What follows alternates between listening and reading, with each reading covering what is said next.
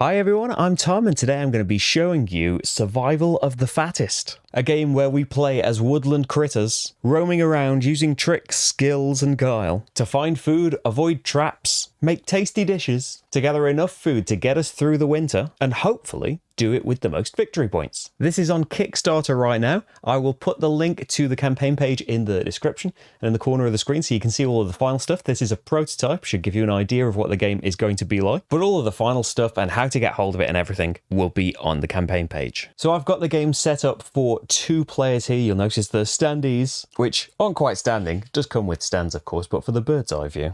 Now there's these standees, but I've also got prototypes of the minis. Look at these minis. I am Lottie, and Little Glass Marty over here is Flit. Your characters have unique abilities, certain foods that you want to have in your stash to be able to feed your character, to flip your card later in the game and get an extra bonus. And different decks. We have forage cards numbered 1 to 7, and we also have 3 trick cards in our deck. I'm holding it up strangely so that the rudimentary green screen tries to work all right. We shuffle our 10 cards, we draw 5, and we're ready to go. There's a handy round sequence, of course. The first thing that we need to do is determine turn order. Out of your hands, you reveal the highest numbered forage card that you've got, or declare that you haven't got a forage card. Unlikely early on, but as we progress through the game, our decks will be filling up with hopefully food, hopefully not traps. So I would reveal that I've got a 7, Marty would reveal that he's also got a 7 in the event of a tie. You then reveal the next lowest number that you've got. Marty's got a 5, I've only got a 2, so Marty will be first player. He'll get to choose his actions first then. The first thing that you can do is recycle. You can choose 2 or more cards from your hand, put them in your discard pile, and draw back 1 fewer than you discarded. Again, might not be so vital at the very start of the game, but later on, you might be searching for certain food that's in your deck, you might be trying to get rid of traps that don't normally discard at the end of the round. As it is, Marty's kind of happy with his deck. Then you can choose to play trick cards. Well, Marty has got a trick card in his hand right now. Early bird, if you are the first critter to visit your foraging location this turn, you can put a face-up card from the trading post into your hand. That sounds like a good thing to do. He'll play that. So this one doesn't resolve quite yet. As soon as he goes to the location, he'll go in his discard pile after it's resolved. Because the visiting locations is step C. That happens now. There are 5 locations on the board that you can go to. At the trading post, you can take the top card from the deck and put it in your discard pile. There's a good chance it's going to be some kind of food. Or you can swap some food from your hand for one of these face-up cards. There are 3 foraging locations: Pinecrest Ridge, Greenvale and Pebblebrook. If you go there, they will be dealt with in the foraging phase. And we can come to the market, which houses recipes. You can take one of these face-up recipes and reserve it on your player board. As you can see at the start of the game, we do have 1 reserved recipe up here. It tells you the ingredients, the title of it, and in the corner how many points it's worth if you complete it. Reserved recipes can be completed with food you've placed in your stash at the end of every season. You can see this round tracker over here. We've got 4 rounds in spring, summer and autumn. And at the end of the season, you've got the chance to complete these recipes and feed your critter.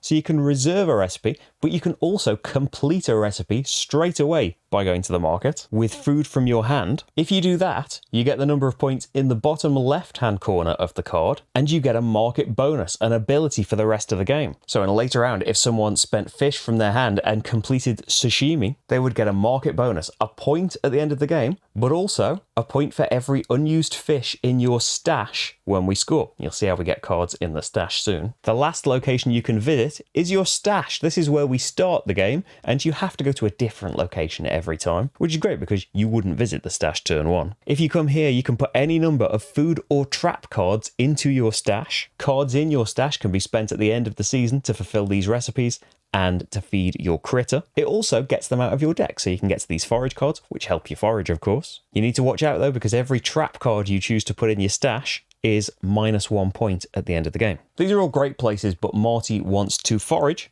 because of the early bird trick that he played. He's going to go over to Greenvale. Now, nothing happens right away. We will all resolve foraging when it gets to the foraging phase. My turn. I'm happy with my cards also. I am going to play a trick though. My overflow card lets me put the top 2 cards from Pebblebrook over here onto my stash without looking at them. So there's a bit of risk involved there. There might be traps. If able, then put a food or trap card from your hand onto Pebblebrook. Well, I haven't got a food or a trap, so I don't know what these are. They're going into my stash though. And for my location, I think I'll also visit Greenvale. The first thing that happens in the forage phase is play forage cards. The more forage cards you play, the more you will get in the draft, and the person who plays the most forage cards will get the highest priority for picking. Now, Marty did start with a handful of forage cards. He's just going to play them all. He's playing 4 cards, and you know, he might want to hang on to his 7 to try and keep priority, but no, he's going big. I would like to keep hold of my 7, but I've only got 2 forage cards, so I'm going to play mine as well. Marty played more, so he is going to have highest priority for this forage. And we remember how many we played, because that's how many cards we're going to get. We reveal cards from the location equal to the total number of forage cards played here.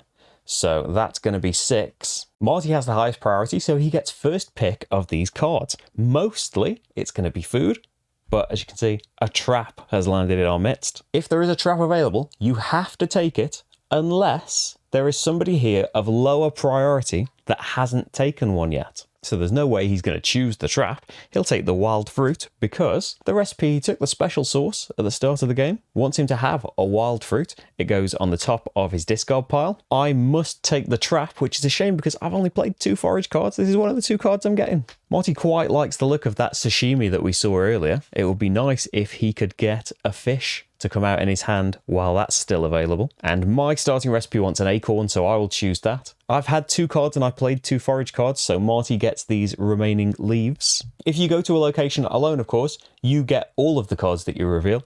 So hopefully you don't just reveal traps. All the forage cards that you played now go into your discard pile. At the end of the round, we move the round marker along. Discard any cards that you don't want. So my remaining trick cards, if I am at Pebblebrook, I can go there again this turn. Or Splash, I can grab a card from the trading post into my hand and then shuffle the rest into Pebblebrook. Probably the better thing to do. Could have got the fish, could have done the sashimi. But hey, we're showing things off here. So I would discard Home Sweet Home and keep the Splash card. We draw back up to our hand limit, which is 5 at the start of the game, but you may well get market bonuses that boost that. If you don't have enough cards, of course, like Marty after this round, you shuffle your deck up and draw from that. So a little bit later, as spring ends and we've done all the usual discarding and everything, we have a reset. Everything must be discarded. Join your discard pile back up together with your deck and shuffle it. And here's where you can spend your stash. So Marty did just go to his stash and put some cards into it.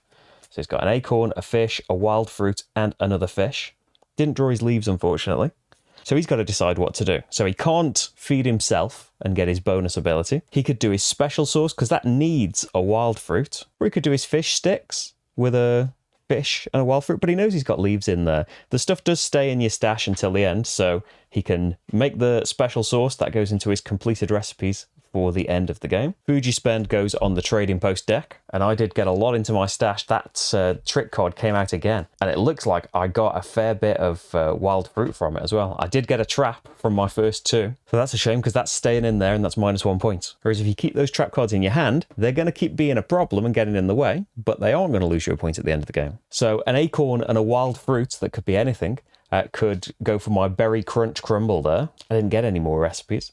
But I could also spend, if I want to go through all of my wild fruit, there's a fish, you could be a raspberry, you could be a fish, and I could unlock my other special ability. So I've got a great one for Pebblebrook.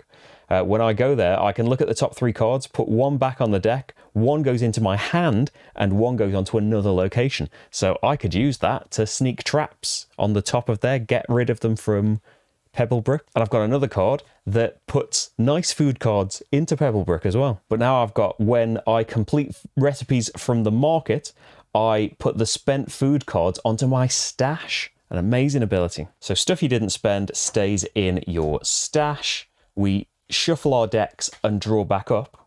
But also, we get some new things. We completely shuffle all of the recipe cards, get dealt 2 again, and have to choose 1 to go into the next season with. Of course, Flit gets to keep both of their starting recipes. So we would shuffle that and get a brand new display out. And then just like we did at the start of the game, so my hard work only lasts 1 season, grab all of the other cards together, shuffle them all back up, split them into 4 roughly equal decks, fill the trading post back up again, and we go again for 2 more seasons. After the final round of autumn, we go to scoring. Everything left in your hand and deck are irrelevant now. They're not worth anything, so including traps, but they've probably got in your way quite a bit if you've kept hold of them. You can spend your stash one more time to do any extra recipes and feed your critter and stuff, which is vitally important. Everything you don't spend stays in your deck, because remember, traps are negative points, and you might earn points for having certain things in here. So, we do a survival check. Has your critter been fed? If not, you're eliminated from the game. So make sure you do that. You look through your completed recipes stack, not any reserved recipes that you didn't do, and you score the point in the top right of the card. So Monty right now has got like 6, 9, 12, 15, and he's got a bonus. Another point, 16, and 1 for every unused leaf, 17, 18 points.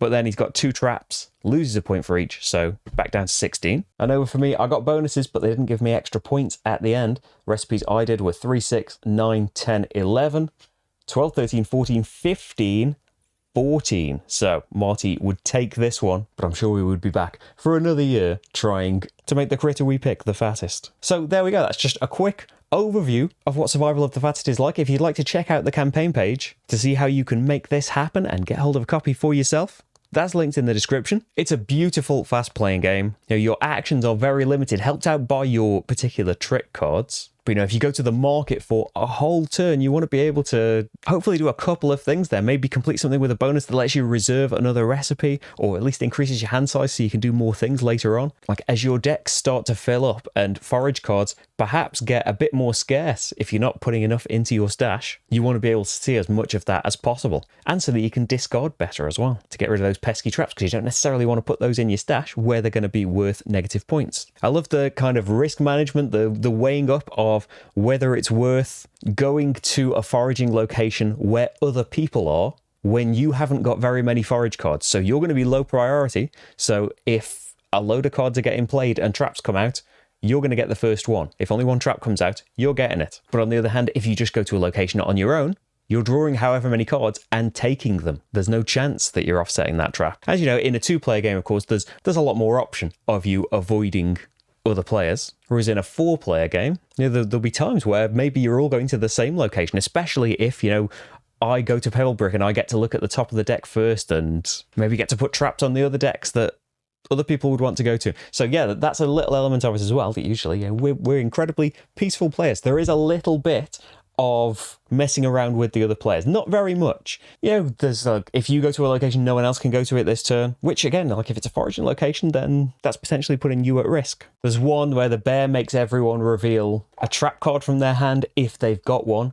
and if they have, they've got to put one in their stashes, which is making them cause negative points. There's plenty of characters in the game to, if you are averse to that, maybe not play as Old Gris, but chances are you're going to be well into that and going to be fighting over him, because also the size of your characters decides priority if there's ties for things. And his special ability is he always gets top priority at foraging no matter how many cards he's played. Honey and Buns can forage in 2 separate locations, and the forage cards you play apply to both of them. There's so many cool abilities of the characters that are then tied into the tricks that you can play. So that's another thing as well, that as your decks fill up, you're diluting how often those tricks are going to come out. And me just kind of hanging out at Pebblebrook and improving its deck isn't going to last. You've got to weigh up, when you go to hopefully you want a handful of food, so you go to the stash location and really fill it up. I've massively enjoyed it, despite how many trap cards I usually end up with. But hey, you got to take a risk, right? Again, the Kickstarter page is in the description. You can check that out.